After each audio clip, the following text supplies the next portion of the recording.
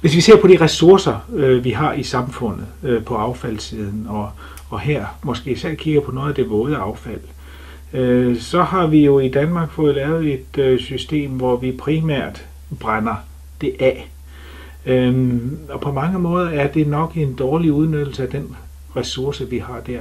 Både fra et biologisk og fra et energimæssigt synspunkt.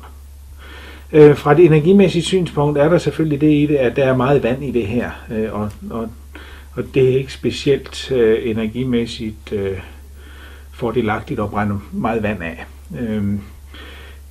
Et andet synspunkt i det er jo, hvordan får vi de næringsstoffer og det kulstof osv., vi har i den biologiske ressource der, bedst muligt udnyttet set i forhold til hele samfundssynsvinklen. Fordi at landbrugsjorden og meget anden jord har brug for at få nogle af de næringsstoffer og noget af det her kulstof tilbage igen. Og hvis vi først brænder det af, så har vi godt nok nogle stoffer, næringsstoffer i asken, men det vil ofte så være ekstra forurenet med tungmetaller osv., så det kan være svært umiddelbart at bruge. Ser vi på en anden mulighed, der faktisk er for at udnytte det her, så er det jo igennem en våd behandling, noget biogas typisk, hvor vi både får en energigevinst ud af det her i kraft af selve biogassen, metanen, som vi så kan udnytte efterfølgende. Og vi får et andet materiale, som kan laves enten til noget gylle eller noget kompost, eller hvad det nu måtte være, som vil kunne gå tilbage til vores landbrugsjord, og dermed få lukket bedre det der kredsløb, det økologiske kredsløb, så at sige.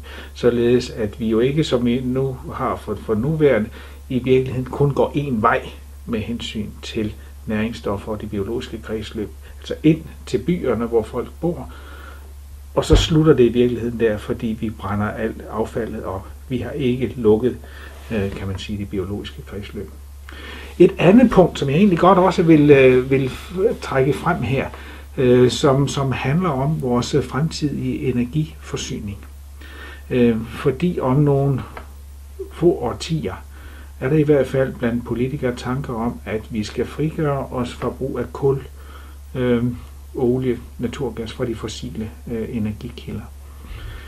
Det kan vi gøre på varme- og elsiden langt hen ad vejen ved at satse på vindmøller, sol osv.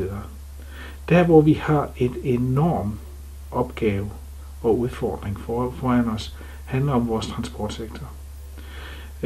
Der er tanker selvfølgelig om, at vi får de her elbiler og batterier osv. ind, som vil kunne løse noget af det. Men det tegner jo slet ikke til, at det vil kunne løse endda hovedparten af opgaven. Vi har brug for nogle transporterbare energikilder. Og noget kan selvfølgelig laves med brint og så videre fra vindenergi og den slags. Men det er jo langt mere fordelagtigt at lave det, kan man sige, umiddelbart som en energikilde. Og der er det at gå over el, faktisk, hvis man har et biologisk materiale som udgangspunkt, ikke nogen særlig gunstig løsning. Med det affaldsmateriale, meget af det affaldsmateriale, vi faktisk har fra byerne, og især det våde affald, som vi umiddelbart kan lave til biogas og metan, det er jo et stof, som vi umiddelbart faktisk kan tage ud i transportsektoren og bruge direkte. Det gør man endda i Sverige. Der kan man jo med en række af de biogasanlæg, der findes der, kan man tanke, den der biogas på standere og servicestationer rundt omkring i Sverige.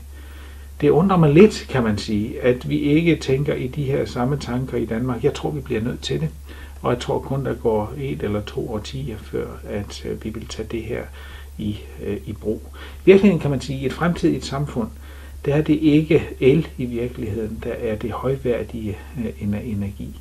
Det vil være transportabelt energi, herunder gas eller flydende brændstoffer, der er langt mere højværdige. Og der skal vi efter min mening bruge de her affaldsprodukter og det andet biologiske materiale til at producere den type brændstoffer.